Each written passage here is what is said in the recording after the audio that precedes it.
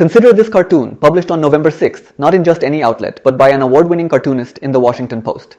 In the cartoon, a Palestinian Muslim is depicted in a derogatory manner, with exaggerated features like a fat nose and ugly eyes. His coat is labeled Hamas, and he is shown using 4 children and a woman in a burqa as human shields.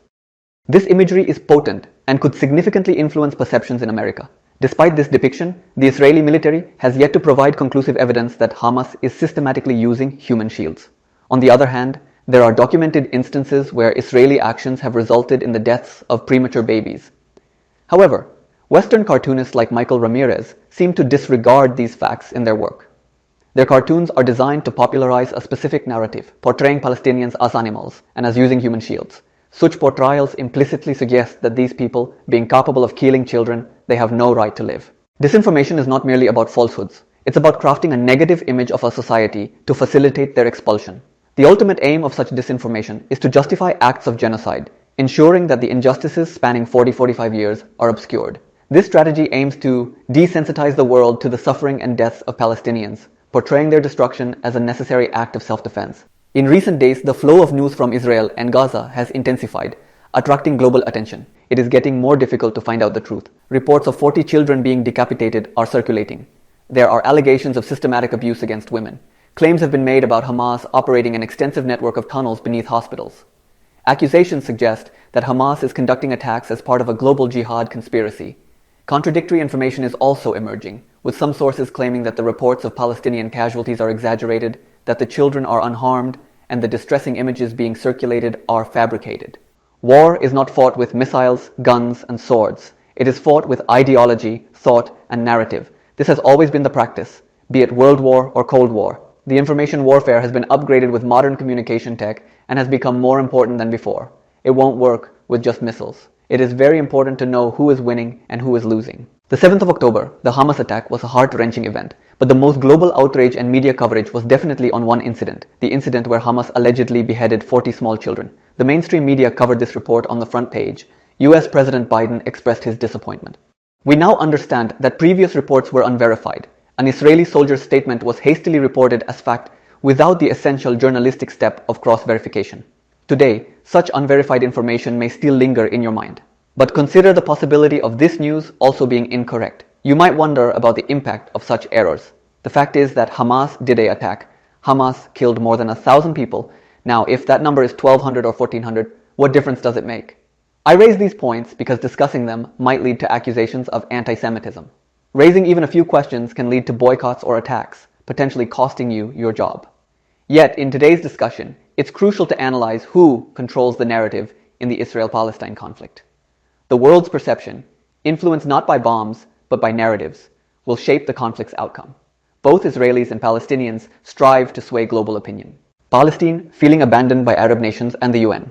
Israel and Palestine employ different tactics in this narrative war, each aiming to convince the world of their truth. Before we proceed, let's acknowledge the complex landscape of disinformation and conspiracies that influence our understanding of global events. In March 2003, America invaded Iraq under the claim that Iraq possessed nuclear weapons and weapons of mass destruction. My colleagues, every statement I make today is backed up by sources, solid sources. These are not assertions. What we're giving you are facts and conclusions based on solid intelligence. To authorize the use of United States Armed Forces against Iraq. We say, yes, Mr. President, you have that power to go to war. Saddam Hussein and his sons must leave Iraq within 48 hours. Went off in Baghdad just a few minutes ago. An air raid is in progress over Baghdad. Explosions in Baghdad.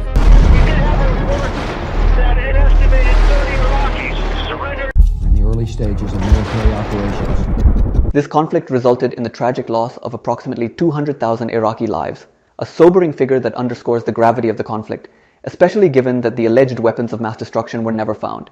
Similarly, a recent claim by Israel stated that beneath Gaza's Al-Shifa hospital lay a command and control center.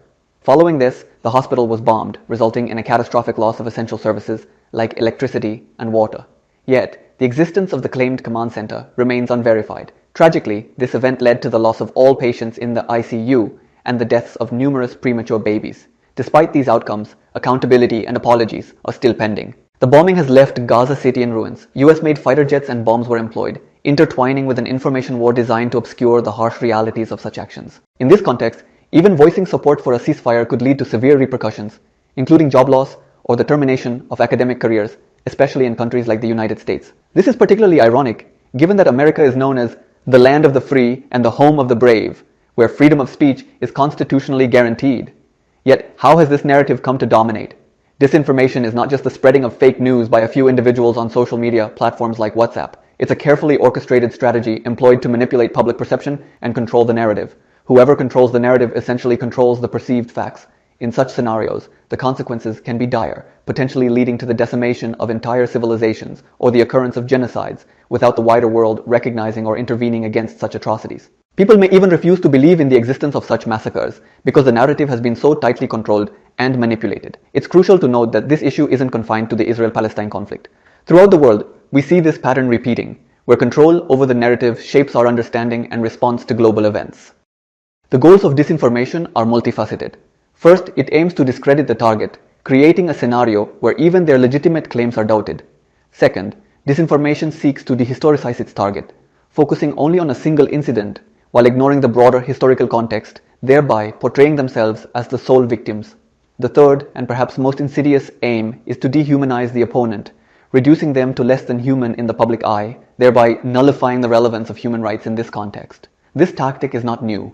It echoes the strategies used by historical figures like Hitler against the Jews during the World War II era. Interestingly, similar tactics are now being observed in the treatment of Palestinians. I will delve into this with concrete facts, figures, and historical context. Firstly, consider the persistent efforts to discredit Palestinians. Post the October 7th attack, Hamas was not only labeled a terror organization, but was equated with ISIS, despite no proven connection between the two. Even the Prime Minister promised that what happened to ISIS will be done to Hamas. This comparison serves to malign Hamas's image, reducing the complexity of the conflict to a black and white narrative. In this narrative, if Hamas is perceived similarly to ISIS, known for extreme acts like beheadings and mistreatment of women, their legitimacy is instantly undermined. Israeli army has said that Hamas eats people's hearts. They put children in ovens and cook them. They have killed old people. That is why the reporter who broke the story did not cross-check. And even Biden, the president, did not confirm this before making it public, because he must have thought that they are ISIS. But these claims are proving to be false. On October 7th, confusion led to the Israeli military inadvertently causing harm to its citizens. Tuval Iskapa, the security coordinator of Be'eri village, discussed in a Haaretz interview the challenging decisions faced by Israeli commandos, including bombing houses in villages, which resulted in both terrorist and civilian casualties. This revelation presents a stark contrast to Israel's historical approach to hostage situations. Additionally, Israeli civilian Yasmin Porat reported that Israeli special forces mistakenly attacked during the clashes, leading to further casualties. Despite the gravity of these incidents, their coverage in the media has been limited. After the story about 40 children was proven wrong, almost no media outlet, not even the smaller ones, published a correction. Contrarily, it now appears that Israel is monitoring worldwide media coverage, attempting to directly influence what is published. When the reputed magazine Frontline published a cover story titled "Genocide in Gaza," Israeli ambassadors reacted furiously. This might be the first instance where an official complaint could be filed, but the Israeli establishment, specifically the ambassadors, are directly threatening the media house. The Israeli military claims that Hamas builds tunnels under hospitals and schools. In contrast, Hamas denies these allegations. Israeli officials have presented items like a water tank or a bunker as supposed evidence. Yet, the Western media still seems to accept Israel's narrative that Hamas has a command center under the hospital. While the command center wasn't found, there is evidence that Israeli actions resulted in the deaths of premature babies. In one instance, a paper with names was found on the wall of Al-Shifa hospital. The Israeli military presented this as a list of Hamas terrorists, resembling an attendance sheet. However, it was later revealed that this was actually a calendar, with days of the week written in Arabic. But it is Arabic. Could be terrorism. The initial misunderstanding of this document highlights the challenges in accurately interpreting and reporting in such complex situations. Point number 2. The UN Secretary General stated on October 24th that the attack on Hamas on October 7th must be understood in the context of Israel's occupation and the ongoing atrocities that have persisted for 56 years. However, if one begins to question this narrative, to assert that Palestinians should have the right to return and freedom, they encounter opposition. This is where the tactic of disinformation becomes crucial for Israel. The strategy involves overshadowing the 500-year history and emphasizing the claim that thousands of years ago, the land was inhabited by Jews, thereby justifying the belief that only Jews have the rightful claim to live there now. This narrative often disregards the fact that Muslims and Christians have also lived in Palestine for centuries. The history of Jews from Europe displacing Muslims and Christians from the region is often overshadowed in this narrative. Thus, disinformation is used to craft a version of history that denies the rights of Arabs who have lived there for thousands of years, effectively erasing their claim to the land. The third and most perilous aspect of disinformation is the effort to discard the humanity of a group, labeling them as subhuman or akin to animals. אין חשמל, אין מזון, אין מים, אין דלק. הכל סגור. אנחנו נלחמים בחיות אדם ואנחנו נוהגים בהתאם. נלחמים בחיות אדם. עזה לא תחזור להיות מה שהייתה וחמאס לא יהיה. נחסל את הכל. אסור להם לחיות לחיות האלה. This dehumanization makes it easier to commit acts of violence without public outrage or repercussions. There are various facets to this phenomenon. Firstly, the Israeli government has, for years, enforced an apartheid-like system, leading many Israelis to not regard Palestinians as fellow human beings. This perspective has manifested in the habitual abuse of Palestinians, infringement of their rights, and unconsented entry into their homes, often without intervention or opposition from the government. In this system, Palestinians are viewed not as humans, but as lesser beings.